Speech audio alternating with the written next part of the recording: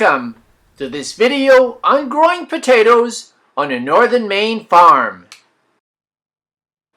This video was done over a period of 6 months, from the time the potatoes were planted to the time they were harvested. Following a 4th-generation farmer on the Terrio family farm, we will see the equipment, the processes, the care, and the pride needed in growing a high-quality potato crop. Although the equipment has changed from the days of picking potatoes by hand, the same dedication to the profession of potato farming is still at the core of what it takes to be a good potato farmer.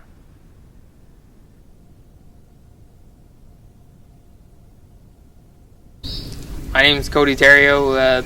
We're here at Terrio Farms, and I've taken a lot of interest farming since I've been a young kid. Growing up with my dad and my grandfather, it's always been a great passion to fall into this stuff and to go along with it. A lot of benefits from it, a lot of hard work, but at the end of the day, it's something that you feel honest with, and you can take it home with you, or you can leave it at the farm, and hey, tomorrow's another day. But I started taking interest into farming when I started coming to the farm, really, I guess. I was probably like 6 years old. I'd go see my dad in the tractor and that, and hop in with him and go around a couple times in the field, and my grandfather would take me back to my May's house, and so I kind of picked up the interest from there, and it was nice. I continued to like it, and then as I grew up, I did a little bit more. I'd help my grandmother in the garden, and then from working in the garden, I'd come to the garage and I'd help my uncles and my grandfather and my dad, and from there I kind of made my way to driving a tractor, and then it kind of continued on and took off even more so. We've been doing farming for multiple generations of our family, so I'm glad that I could carry on a tradition that we've been doing and hopefully pass down to my kids and further on. We've been planting potatoes, grains, vegetables here and there. I know one year I think we grew a few acres of carrots. They had a little processing facility in Limestone at Loring Air Force Base. It was called Northern Girl. We had grew I think something like 2 or 3 acres of carrots for them. But the main crop is a potato crop, and usually we'll send that off to McCain's to get processed and made into French fries. Other crops that we grow are oats. We had grew some barley some years, but mainly oats now. We see a better return because we end up having the oat crop sent out to a company out in Quebec, and we sort of have contracts with them, and it's nice that we can have another crop go to a certain place. The oat crop is part of a rotation program. Usually whenever we go in and plant grain, we usually underseed it with multi-variety of grasses. Italian ryegrass, sometimes it's clover. It's a mixture of alfalfa all into one blend. And whenever the 3rd year comes by, after the oats year, we let the grass grow in as our 3rd year of rotation, and then after that 3rd year is done, it goes back into potato production ground. We've been doing a 3-year rotation for maybe 5 years now. Some years we end up having to use the grains ground, but not all the time. The advantage of rotations and the crops, it helps kind of bring the soil health back to what it could be. It adds in back organic matter, which is important. It adds in nitrogen, from having the grasses growing adds into having carbon put back into the soil, because everything ends up rotting, and that whatever is left over is utilized as a carbon source. And carbon is one of the most widely used nutrients that the plants take, along with nitrogen and phosphorus and potassium. Yep. A lot of the older generation, that was their key thing, was NPK. But nowadays it's a lot more than NPK. There's 17 different essential nutrients, or minerals if you'd rather, that go into potato production. This year we're shooting for 600 acres of potatoes. I think we have a little over 500 acres of grains planted, and everything else is in the grass year. There's a little over 200 different varieties of potatoes, but we only plant one variety, which is the Russet Burbank. The Russet Burbank's a well-known variety. It's been around for a number of years, mainly used for making French fries with. It's white flesh, white flesh inside, and it makes good French fries. The planting starts well before getting to the field. We really, the next season's starting point is after everything's harvested. You start with taking our soil samples and seeing what has been taken out of the ground from the potato year, and we kind of judge off what our ground needs, so we adjust the fertilizer blend to compensate for what's needed to grow another crop of potatoes, or another crop of grain in some cases as well. In potato production, the best type of soil to have is a loomy silt sort of soil. We don't really have much of it here, but it's whatever we can grow on the around here. A lot of the ground isn't so silty and loamy. It's more rocky a little bit, but we still make it happen just the same.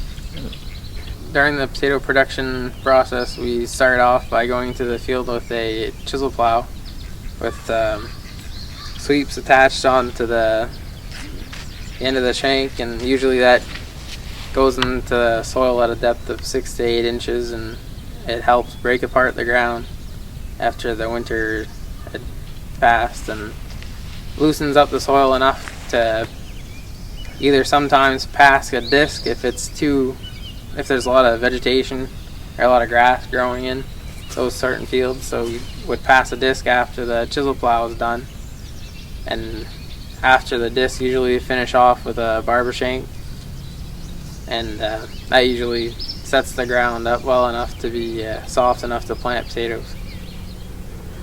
A disc chops up the sod, or the quen, how some people call it. It chops the grasses up a little bit, and then the finisher, it puts it all a nice soft bed for the potatoes to be grown. The planter comes along, plants the seed, opens up the ground enough, and then drops the seed piece in, and then it covers it back with another piece of the planter that buries everything back together. As fertilizer being dumped in at the same time as the seed piece is dropped onto the ground, and then at the end of the planter it closes it up, and that's the potato rows. There's these S-tines that have little shanks on the bottom of the S-tine. It helps soften up the soil where the tires have passed. Well, after the planting's all done, usually we gotta clean all the equipment off, get all the mud and dirt off it, and if there's any excess fertilizer in certain parts of the planter, we gotta try to clean that off as best we can. The fertilizer actually rusts the metal if we don't take care of it, and after everything's washed, usually we'll spray everything down with a type of oil that helps prevent rust from happening.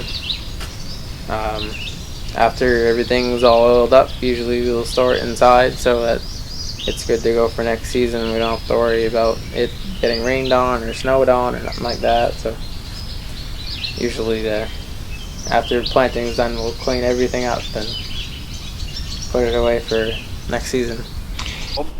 Usually after planting, we'll go in and pick rocks in most of the fields, well, pretty much all the fields. The reason being that we pick rocks is so it doesn't bruise the potatoes whenever we're in the harvest time. A lot of the times we'll be going back to pick rocks in the fields is because frost usually ends up moving rocks up towards the surface each year, so more rocks end up showing up. Frost could probably carry rocks up to maybe 3 to 4 inches a year, maybe a little bit more. I know it brings rocks to the surface because I know whenever we pass the chisel plow, it usually pulls some up every year.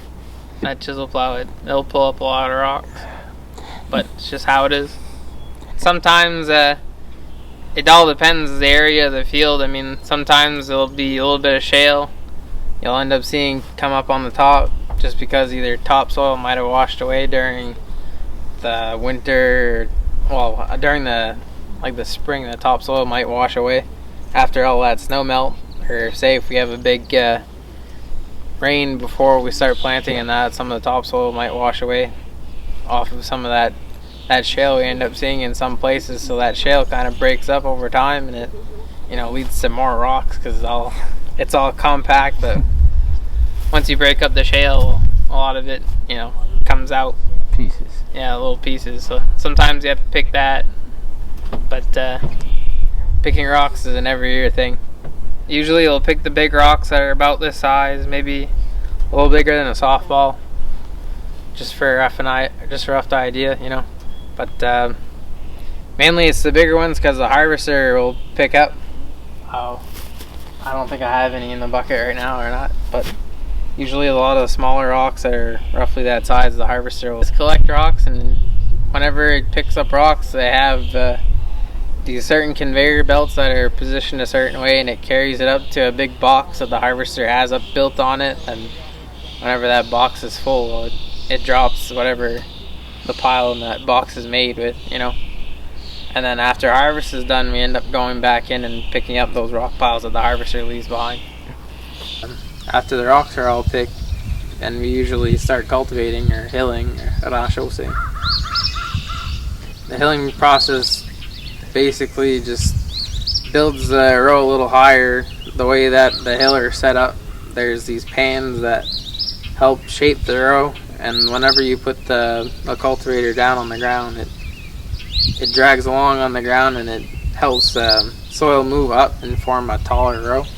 Partly because whenever the potatoes start growing the actual potato, it has enough room to not grow out and be sunburnt or stuff like that. And cultivating it also is a form of weed control, a mechanical weed control. So if grass is growing along the rows, the cultivator comes by and sort of like buries the weeds up a little bit more dirt, and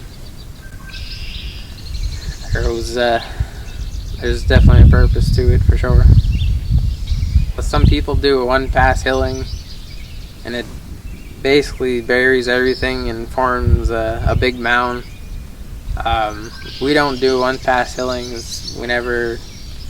We've tried it before, we just never thought it was all that great, so we continued doing a two-pass hilling. Usually we'll go in one time and then we'll come back around in the field again and pass another time. Usually we'll do the second pass after the first pass is done to every field, and then we go in our second pass and we pass over the fields again to increase the depth of the row and the width of the row. Once August comes around, the plant starts recognizing itself that, we have to start making potatoes in the ground. After the vegetation on top's a certain point, it still grows some vegetation on top, yeah, but it starts, making a tuber.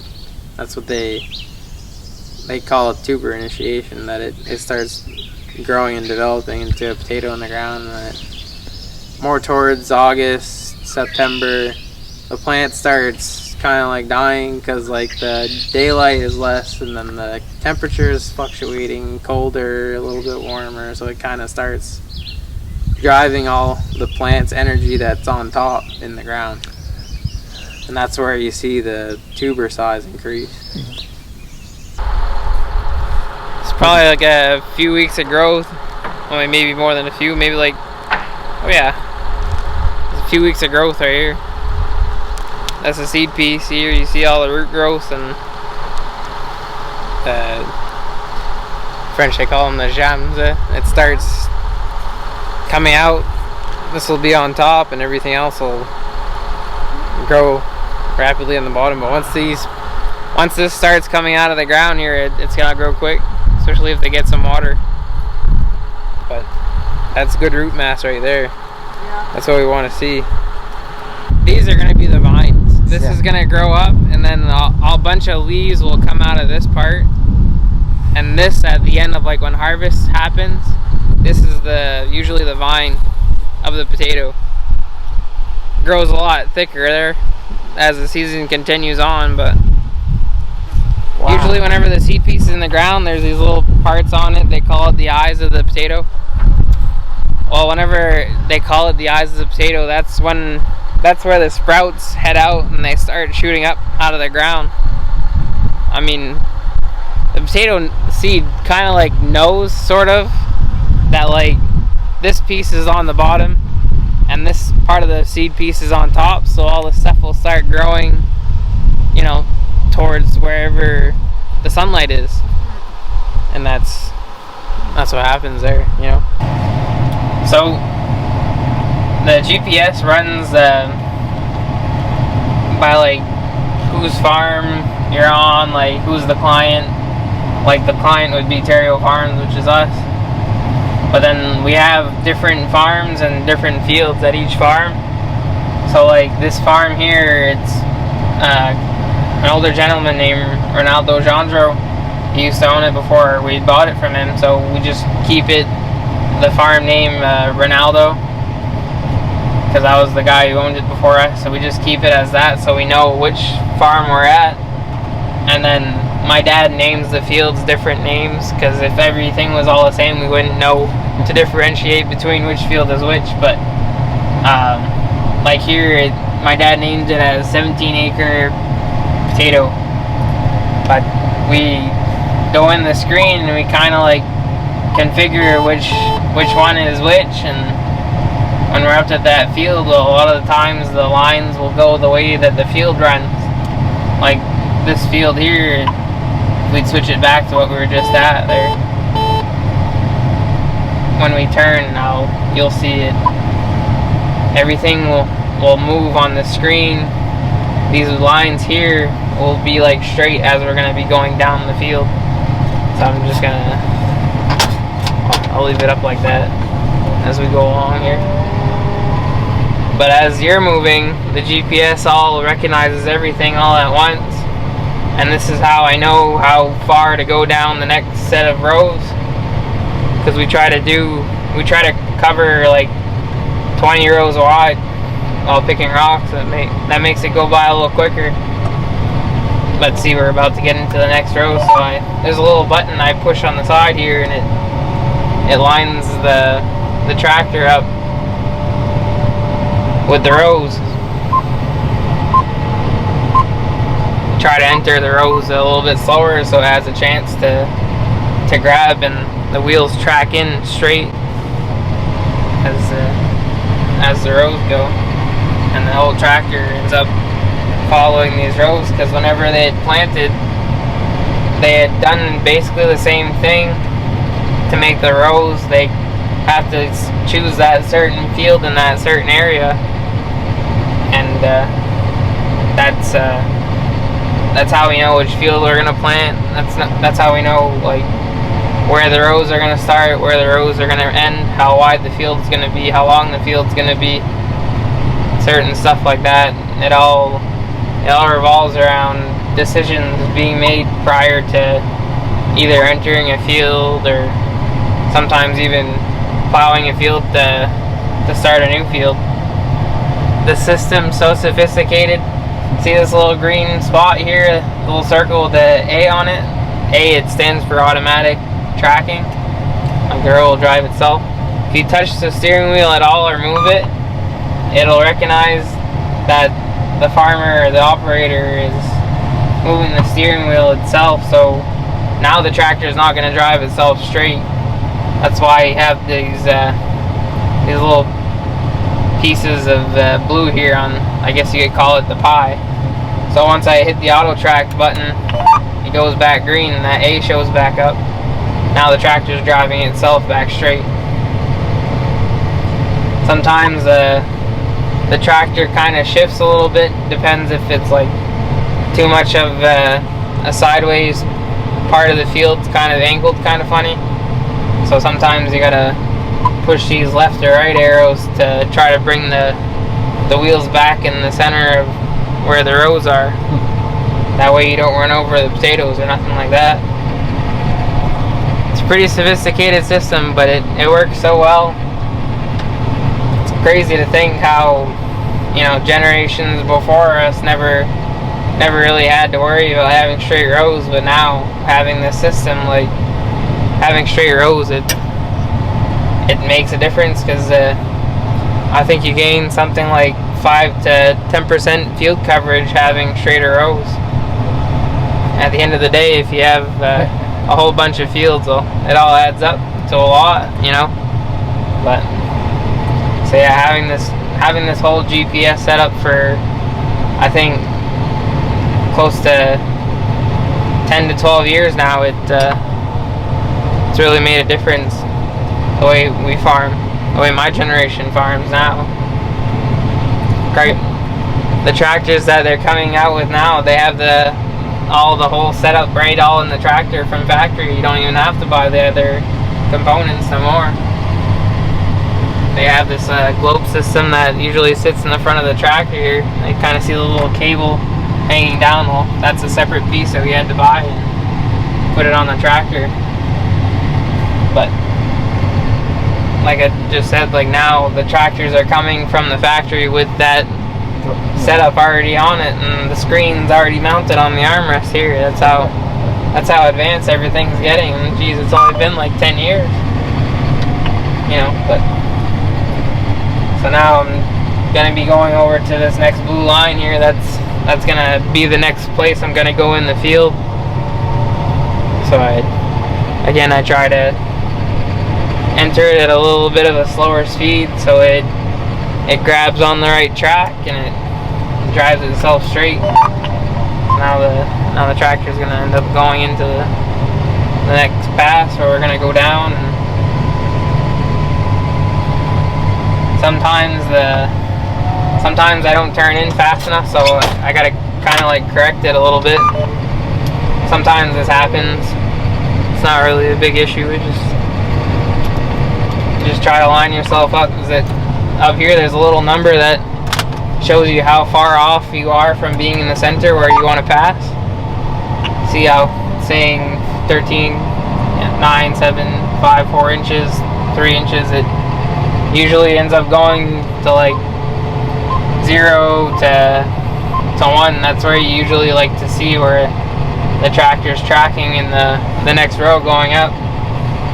If it's anything above 3, well, you know you got to toss over one way or another.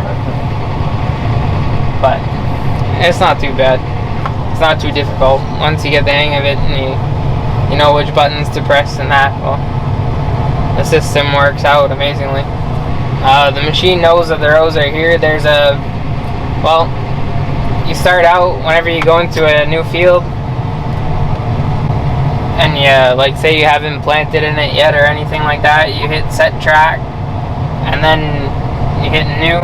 I don't know if you can see it on the screen. Yep, I can. You hit new, and then you'll run through something where you have to set up what they call a A-B line. You go and make your first pass down the field, and you try to drive it as straight as you can.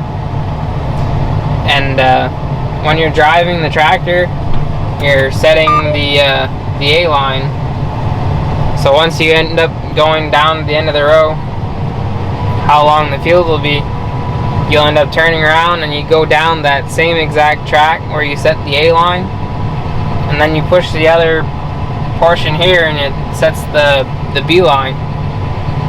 Whenever you have the B line set, it'll already recognize every pass that's going to be in the field that you'll end up going along to plant or to cultivate or to, in this case, pick rocks. And that's how it knows that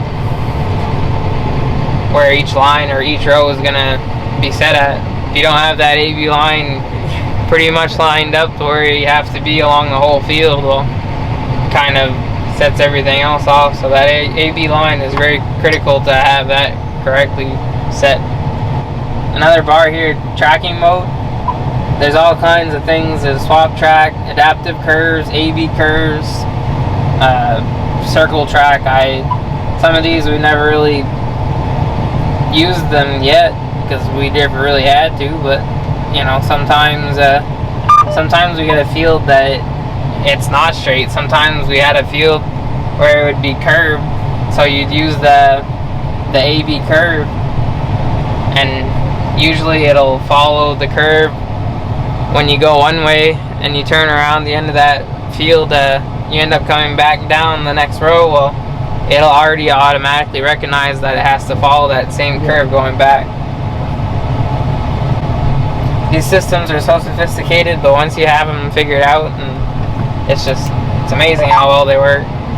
A salesman will come and show you, like the first time that we've had it, a salesman came around to the shop and he had showed us, well, hey, this is how this whole system operates. You know, I know it might seem confusing at first, but you know, the first few passes will stay along with you, you know, and make sure everything works right and that you're comfortable working with the system. And basically after that, we just kind of caught on to it pretty quickly, and you know, everything else just kind of fell into place. Like whenever we had bought it, well, we've had a combine, an older style combine. I think it was a '89 John Deere Titan 2. That combine never really had no GPS systems on it or nothing like that. But we were figuring that combine was, you know, getting up there in age, and we wanted to have something a little newer, a little bigger.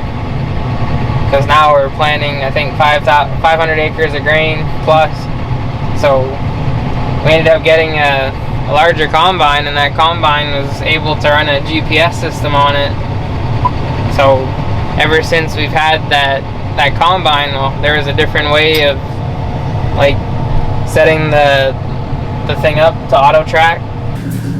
So we're here at our one of our biggest buildings we have here at the farm. It's a 253 foot long potato storage. We're gonna show you basically what goes on whenever potatoes are coming into storage from the field. I'll talk to you about the ventilation system to keep the potatoes in good shape and fresh for the processing plant, and we'll show you some of the equipment that we use to help us move the spuds in here.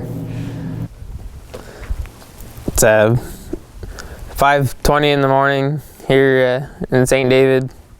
We're basically looking at some stuff to get it going for the day's work. This piece of machinery here that you see first off in the line here, it's brand new to us. They call it a double stinger. You can back up 2 trucks to it.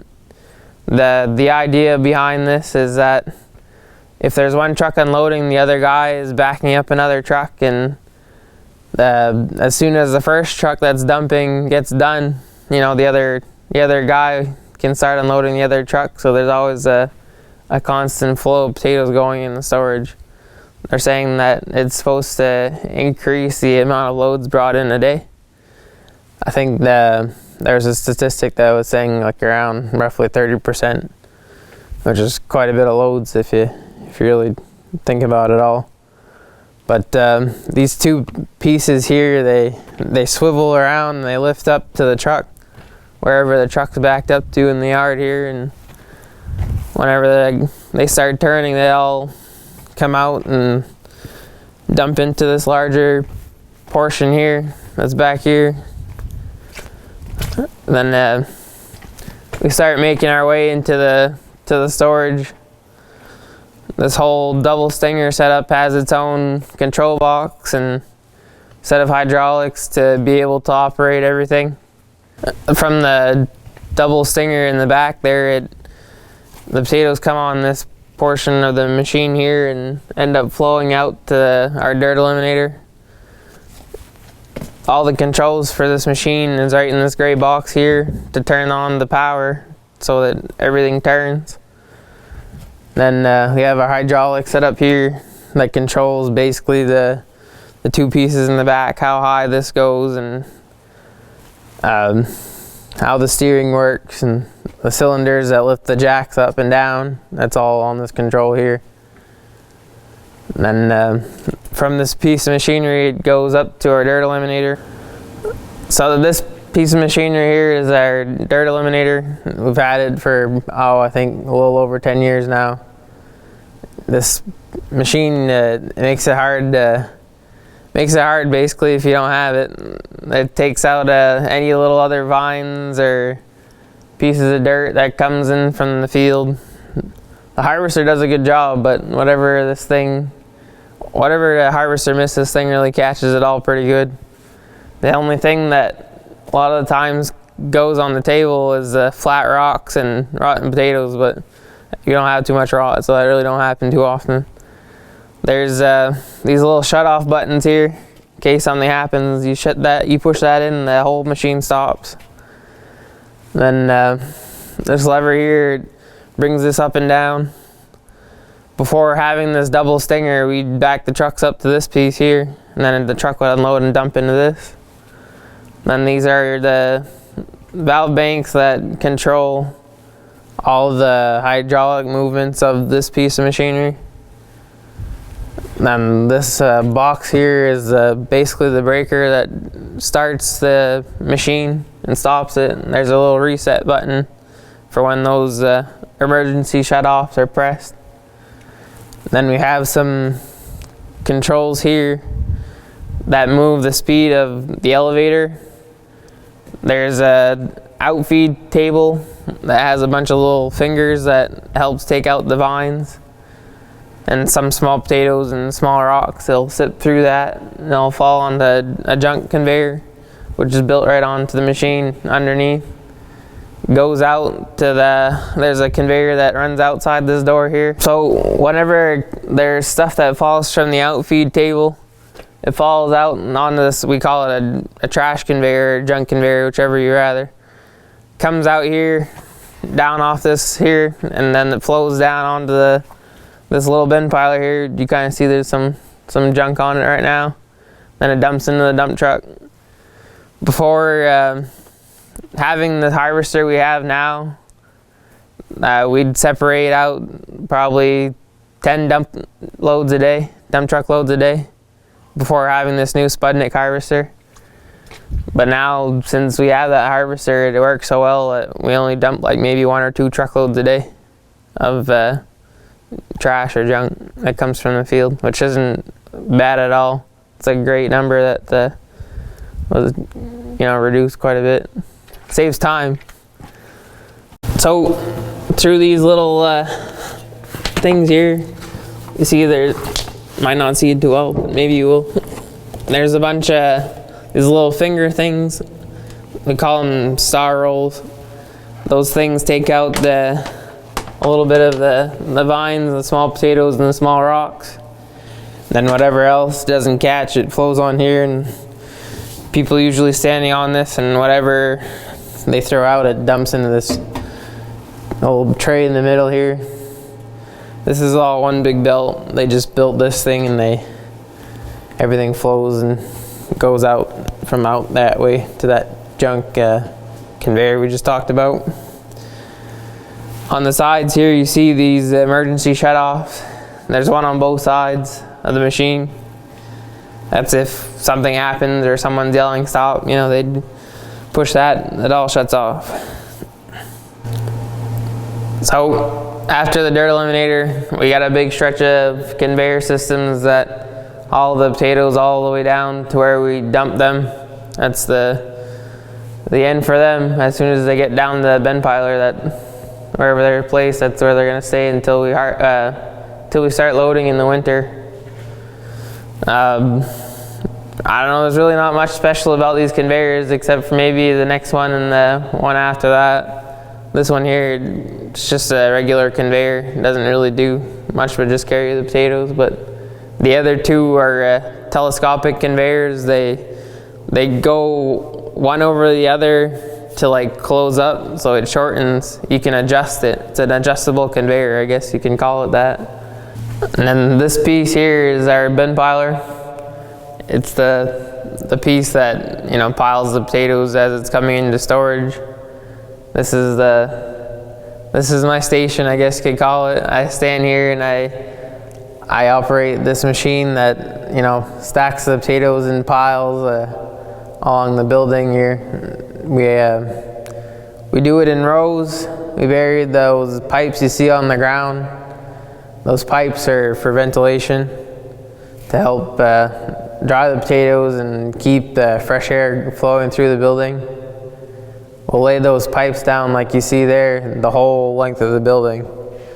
And that's mainly just to allow fresh air to circulate through the potatoes when they're in storage. We have these holes in the pipes here, and it helps with the ventilation, like we just said a little bit. The pipes are laid down. The pipes have the holes on closer to the ground, so that if like water would go on the floor, it would dry it right away. You don't want water on the floor.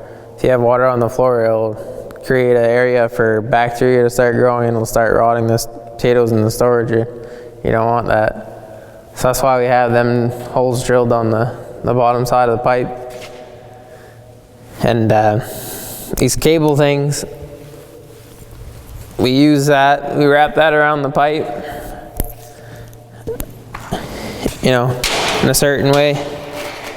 And whenever we come to take the pipes out in the winter, we hook a chain on our skid steer, and we pull the pipes out easier without damaging them, because it's hard sometimes to take the pipe out whenever we're loading potatoes in the winter. So we use those. We started using that last year, and it's proven to be good, so we're going to continue it. So whenever we lay rows down of the pipes, they usually go right after these holes here. There's some of those all the way down the building. There's certain distance between where the first one is and the next one, just to maximize how much flow of air goes through the building, so it's an even flow of air. As if there's one part that, you know, doesn't have so much air compared to the others, well, it's not so great. You know, so you want to try to make sure that's all the same. They have formulas and that they figure out before they ever start building the buildings. So that wooden wall that you see, those pieces of metal and those boards, it's a false wall that we've made to try to maximize how much potatoes can go in the storage. We had put that wall up basically whenever we had finished off the new section of the building. This section was the original section that was only 100 feet long. We decided, well, hey, let's make a bigger storage. We have more ground, so we got to increase a little bit. So we added another 152 feet on the new end of the building. I think this building's something around 30 feet tall and I think 60 feet wide, something like that, 60 or 50. But there's two air systems. There's one on this end here, down inside there. We'll maybe pop by and take a look at that. And then there's another air system on the other end. It's to have that airflow. It provides that airflow for all the pipes that you see that'll be on the ground. So this is the plenum, or I guess you could call it the airway. These two big fans here push a lot of air down into those holes you were seeing on the wall where the pipes enter, or where the pipes are placed. So this is one of the pipes here, the holes where the pipes are laid onto, or into, I should say. Those fans that you had just seen blow a lot of air, and it goes out into these holes here, and it travels through the pipes the whole way down the building. And then this little thing here is a probe. It senses the humidity, the temperature of the building. The temperature and the humidity is critical to keep in mind, because if the potatoes are too hot or too cold, there's like something that happens within the potato, that either it starts converting sugars into starch or starch into sugar, and it changes the color that the potato is like fried at. Whenever it gets cooked at McCain's, they want to have good fry color, and what they mean by good fry color is if they have too much starch or too much sugar, it'll make the potato dark or have spots on the inside of the potato.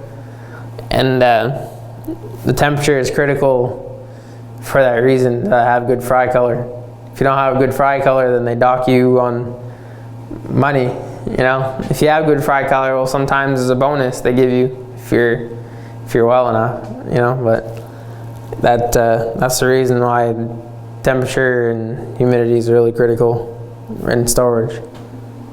This little blue thing here is something that we had just put in this year. It's a fogging system. It adds humidity into the potato storage. It's very important that the potatoes have a little bit of added water, so that the potatoes don't shrink over time, because eventually, over a period of time, the potatoes kind of like, not exactly evaporate away, but like the water within the potato itself, it kind of like makes the pile like shrink down over time. You don't really realize it until you're like in the beginning of where you've seen all the potatoes in the storage, and then all of a sudden there's like a gap that comes from the ceiling to where, you know, you've left off the pile. But this thing is supposed to help prevent a lot of shrink from happening because of the added humidity that this does. It's not like a regular humidifier. It gives off like a fine mist, like fog, like you see in the morning. This control panel here tells us the temperature of the building. I don't know how well you can see it, but out 1 is the temperature outside on this end. If I'd go in the system and I'd see out 2, it'd be giving me the reading for the temperature outside on the other side, on the new side. Plenum gives us a temperature here. That's the temperature what that probe was reading. So that's the temperature inside here right now. It's 49.5 degrees. When they say return here, that's basically the air that will come back in. And the temperature kind of fluctuates a little bit, but for the most part, these two numbers here stay the same, roughly.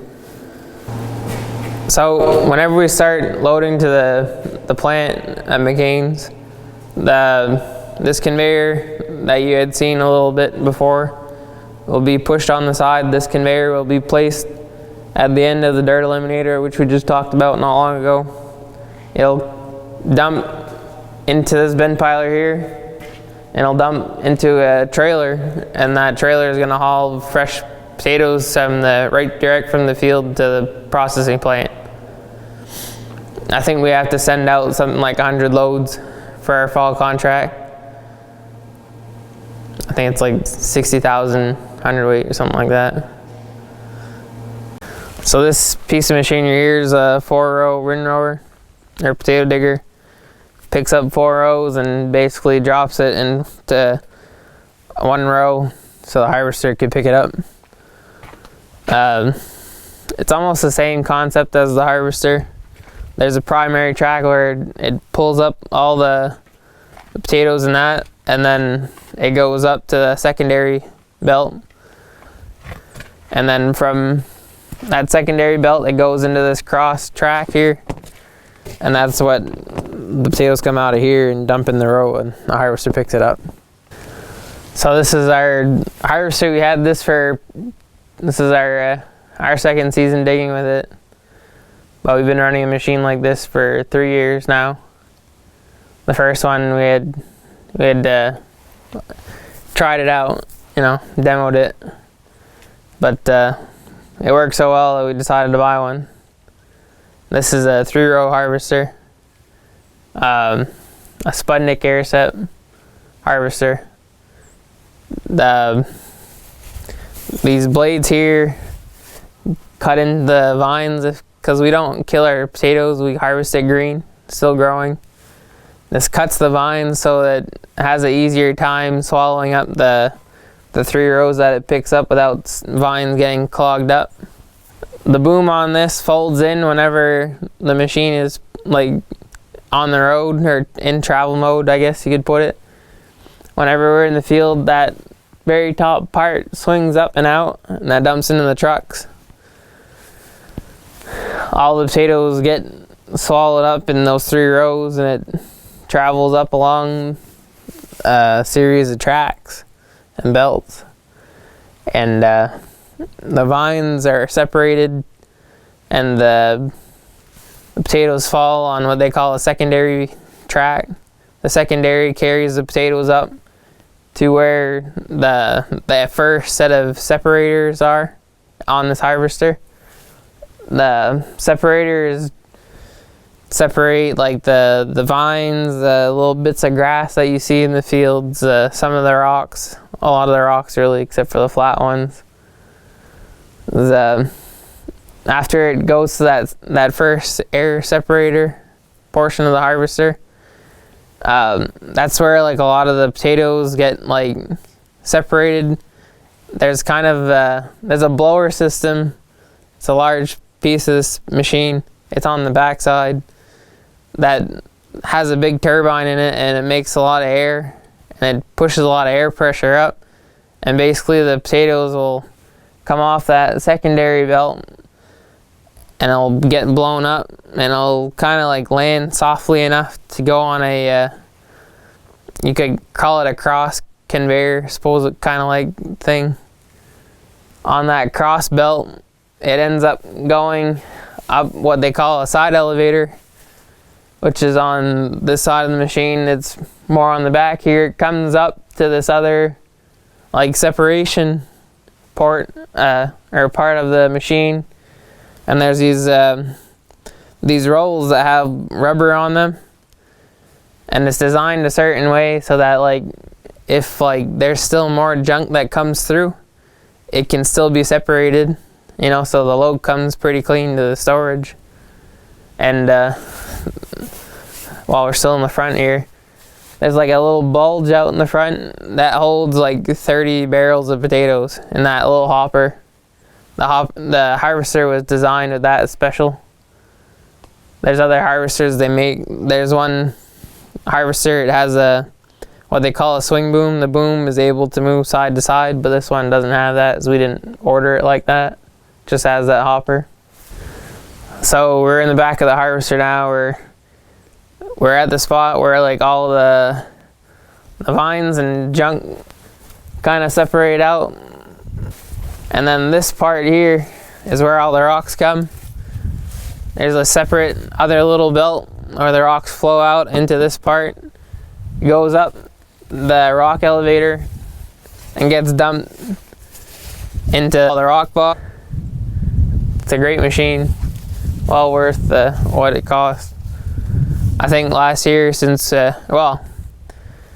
last year alone we cut out I think 100 hours of working time just with having this kind of setup of a harvester. That cuts a lot of costs there. It's a great piece of machine. We're lucky we got it.